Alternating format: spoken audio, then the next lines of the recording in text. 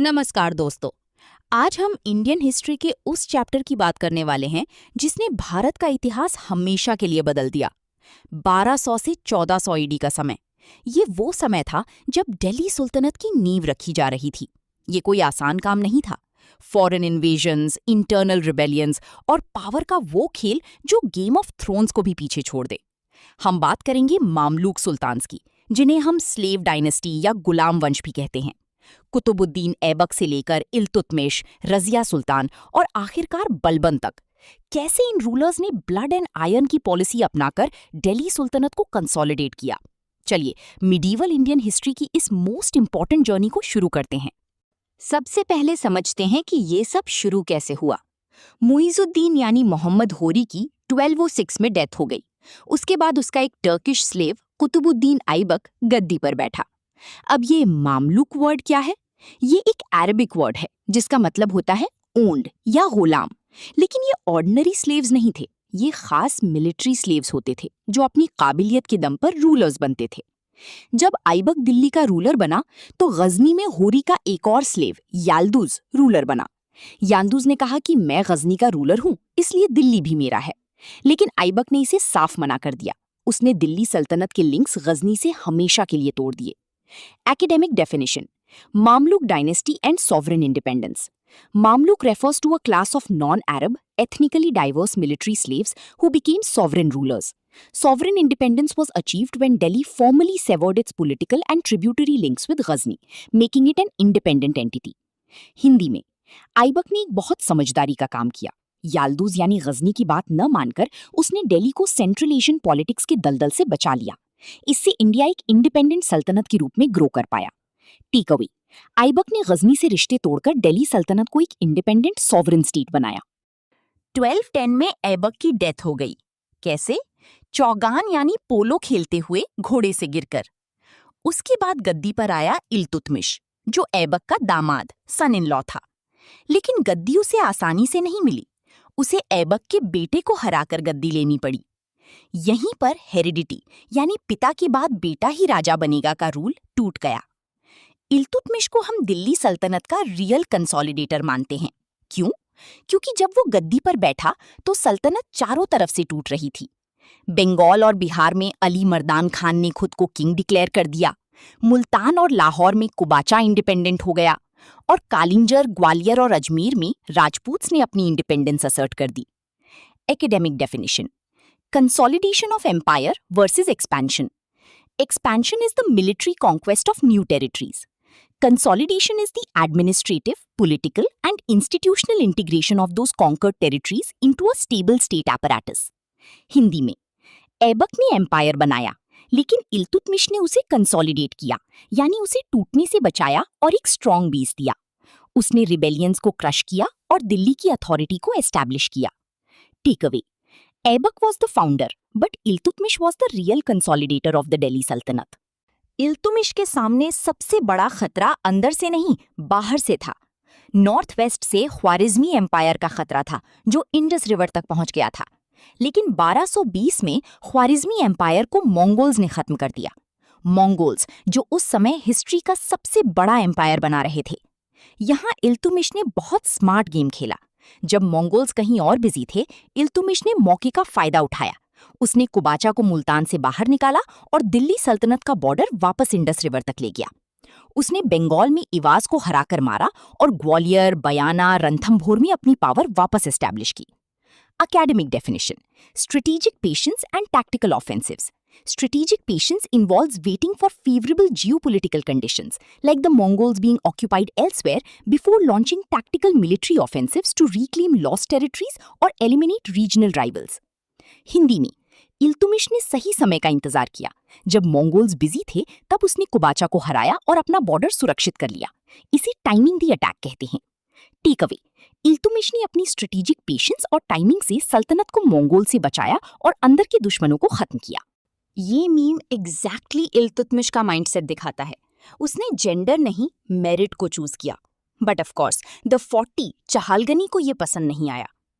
Academic definition: monarchical authority versus aristocratic oligarchy. a conflict between a centralized monarch asserting supreme executive power and an oligarchic faction of nobles like the Chahalgani who attempt to act as kingmakers and control state policy.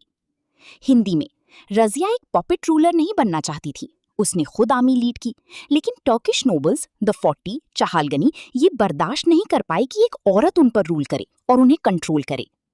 Take away, Razia Sultan का rule एक revolution था, लेकिन इसने monarchy और चहालगनी के बीच struggle की शुरुआत कर दी। इल्तुतमिश की डेथ 1236 में हुई, लेकिन मरने से पहले उसने इतिहास का एक बहुत बड़ा कदम उठाया। उसे अपने किसी भी बेटे में राजा बनने की काबिलियत नहीं दिखी, इसलिए उसने अपनी बेटी रजिया सुल्तान को अपना उत्तराधिकारी चुना। उसने नोबल्स और उलामा को इस फैसले के लिए राजी किया। हिस्ट्री में ये एक नॉवल स्टेप था, एक महिला को बेटों से ऊपर रूलर चुनना। रजिया ने गद्दी संभालती ही फीमेल अपैरल यानी औरतों के कपड़े त्याग दिए। वो बिना पर्दे के कोर्ट में बैठती थी, शिकार पर जाती थी और आर्मी लीड करती थी। उसने निजामुल मुल्क जुनैदी जैसे नोबल्स को हराया जो उसके खिलाफ थे। लेकिन यहीं से एक नया कॉन्फ्लिक्ट शुरू हुआ, मोनार्की और टर्किश चीफ्स के बीच। इन टर्किश चीफ्स को हम द 40 या चहलगानी कहते हैं। तो रजिया के साथ आखिर हुआ क्या? टर्किश चीफ्स यानी चहलगानी पावर के नशे में थे। वे चाहते थे कि गद्दी पर एक पपेट रूलर बैठे जो उनके इशारों पर नाचे। जब रजिया ने अपने लॉयल नोबल्स की एक टीम बनानी शुरू की और नॉन टर्क्स को हाई पोस्ट्स देना शुरू किया तो ऑपोजिशन बढ़ गया। टर्किश नोबल्स ने उस पर इल्जाम लगाया कि वो फेमिनिन मॉडेस्टी वायलेट कर रही है और एक एबिसिनियन नोबल याकूत खान के बहुत क्लोज है। लाहौर और सरहिंद में रिबेलियंस हुए। जब रजिया सरहिंद में रिबेलियन दबानी गई तो अंदर के लोगों ने गद्दारी की। याकूत खान को मार दिया गया और रजिया को तबर हिंदा में कैद कर लिया गया। रजिया ने हार नहीं मानी।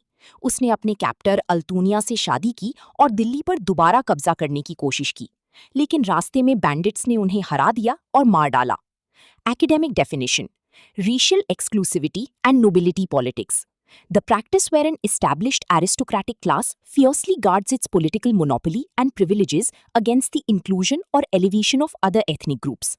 हिंदी में असली प्रॉब्लम ये नहीं थी कि रजिया एक औरत थी, असली प्रॉब्लम ये थी कि उसने पावर को बैलेंस करने के लिए नॉन टर्क्स जैसे याकूत खान को इंपॉर्टेंट पोस्ट्स देना शुरू कर दिया था। टर्किश नोबल्स को अपनी पावर छीनती हुई दिख रही थी। टेक अवे: रजिया का डाउनफॉल उसकी जेंडर से ज्यादा टर्किश नोबल्स की रेशियल एक्सक्लूसिविटी और पावर हंगर का रिजल्ट था। रजिया के बाद मोनार्की और टर्किश चीफ्स के बीच स्ट्रगल चलता रहा। ये स्ट्रगल तब तक चला जब तक उलू खान यानी बलबन 1265 में गद्दी पर नहीं बैठा। बलबन शुरुआत में इल्तुतमिश के छोटे बेटे नासिरुद्दीन महमूद का नायब यानी डेप्यूटी था। बलबन की पावर इतनी बढ़ गई कि टर्किश चीफ्स ने 1250 में कॉन्स्पिरेसी की। उन्होंने बलबन को हटाकर इमादुद्दीन राहान, जो एक इंडियन मुस्लिम था, उसे गद्दी पर बैठा दिया। लेकिन टर्किश चीफ्स आपस में ही लड़ पड़े। वे किसी एक लीडर पर अग्री नहीं कर पा रहे थे। बलबन ने इस बात का फायदा उठाया। उसने अपने ओपोनेंट्स को अपनी तरफ किया, एक मिलिट्री शोडाउन किया और राहान को हटाकर मार डाला। 1265 में नासिरुद्दीन महमूद की डेथ हो गई।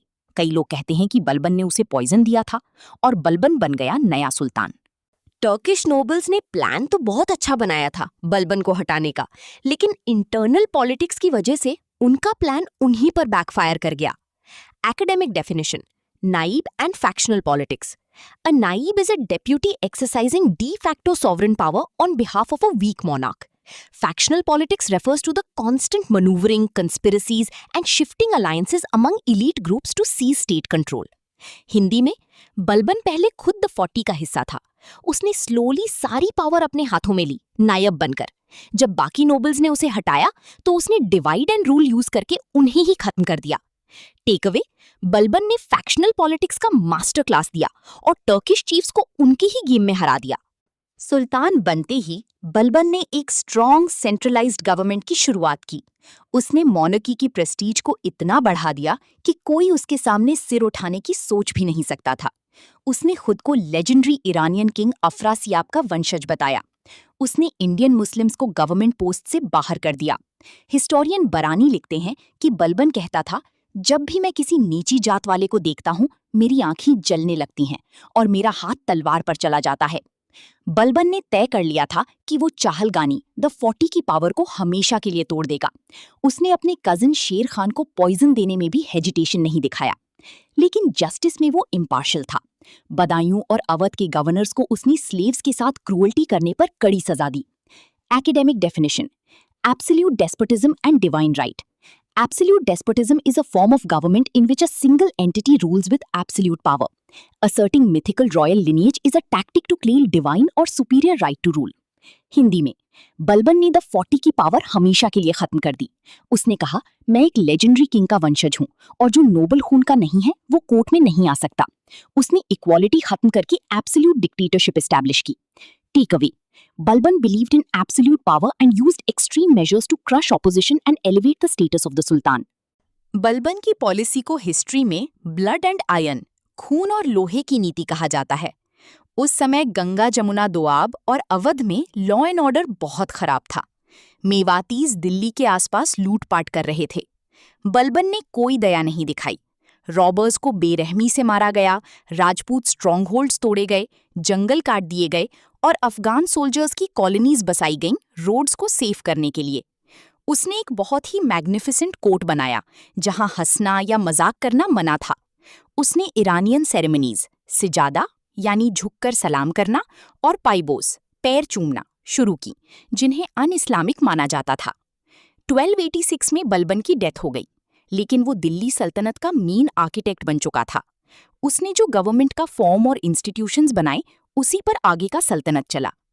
Academic definition: policy of blood and iron and diwani arz. Blood and iron is a political and military doctrine advocating the use of ruthless force to establish order. Diwani Arz was the centralized military department responsible for army administration. Hindi में बलबन ने blood and iron की नीति अपनाई। कोई दया नहीं, जो भी revolt करेगा उसे मार दिया जाएगा। सिजादा और पाइबोस के जरिए उसने नोबल्स को ये एहसास दिलाया कि सुल्तान भगवान के समान है। फाइनल टेकअवे: बलबन की ब्लड एंड आयरन पॉलिसी ने दिल्ली सल्तनत को टूटने से बचाया और एक एब्सोल्यूट मोनेकी की नींव रखी।